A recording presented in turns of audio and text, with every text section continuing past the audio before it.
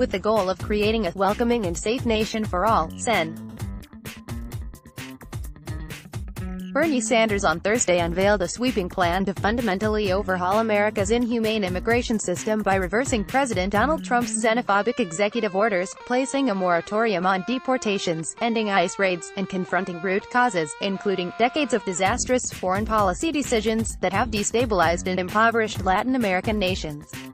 If elected president in 2020, Sanders vowed to use his executive authority to overturn all of President Trump's actions to demonize and harm immigrants on his first day in the White House.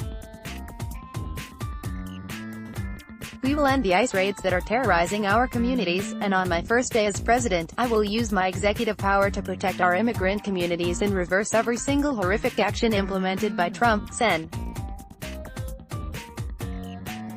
Bernie Sanders' proposal, detailed on his website, makes clear that decades of U.S. foreign and trade policies that long predate Trump must be addressed in concert with Latin American nations in order to tackle the root causes of migration. Sanders also pointed to the climate crisis as a key factor in driving migration and said the U.S. must do its part in combating the emergency and welcoming those displaced by it. "No parent would take their child and travel thousands of miles on foot except under dire, dangerous circumstances," Sanders' plan states.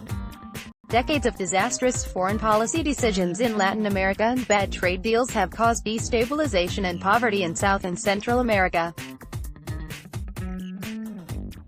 "We must end global inequality and the international race to the bottom so that no human being needs to migrate for survival," Sanders said. If elected, he will immediately call a summit of leaders from Guatemala, El Salvador, Honduras, Mexico, and other countries.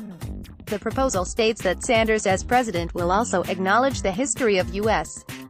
intervention in the South and Central American region, as well as overseas, often in support of authoritarian regimes that brutally repress their own people, and engage with human rights defenders throughout the hemisphere to promote freedom and dignity for all. Scroll to continue with content. Get our best delivered to your inbox. The Vermont senator's plan, which he described as the most progressive immigration proposal put forth in presidential history, also calls for breaking up Immigration and Customs Enforcement (ICE) and Customs and Border Protection (CBP), decriminalizing immigration and demilitarizing the border, pushing Congress to establish its swift, fair pathway to citizenship for the 11 million undocumented people currently living in the U.S., immediately extending legal status to the 1.8 million young people currently eligible for the DACA program, closing for-profit detention centers, ending the separation of families, and bolstering immigrant worker protections by ending workplace raids and enacting a domestic workers' bill of rights that would include at least a $15 minimum wage and collective bargaining protections. "My father came to America as a refugee without a nickel in his pocket to escape widespread anti-Semitism and find a better life," Sanders said in a statement.